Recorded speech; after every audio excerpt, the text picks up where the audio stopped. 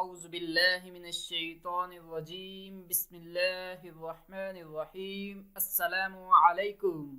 ایک دفعہ تاتاریوں کے سردار چنگیز خان سے کسی نے پوچھا، اے خان تاتار، تو نے کبھی کسی پر رحم کیا؟ چنگیز خان نے کہا، ہاں، ایک دفعہ میں نے اپنے گھوڑے پر سوار ہو کر نیزہ اٹھائے ایک ندی کے کنارے سے گزر رہا تھا۔ ایک عورت ندی کے کنارے کھڑی ہوئی مدد کے لیے پکار رہی تھی۔ میں نے دیکھا کہ اس کا ننھا سا بچہ ندی میں ڈبکیاں کھا رہا ہے۔ مجھے اس پر ترس آ گیا، بچہ کنارے سے زیادہ دور نہ تھا۔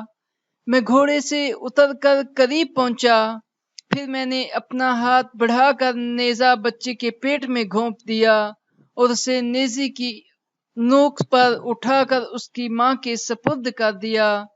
چنگیز خان جب بھی کوئی شہر فتح کرتا تو فتح کی یادگار کے طور پر انسانی کھوپڑیوں کے مینار بنا دیتا۔ بغداد فتح کرنے کے بعد اس نے 90,000 کھوپڑیوں کا مینار بنایا۔ اگر آپ کو یہ کہانی پسند آئی ہے تو ہمارے چینل کو سبسکرائب کریں اور ویڈیو کو ضرور لائک کیا کریں۔ جزاک اللہ۔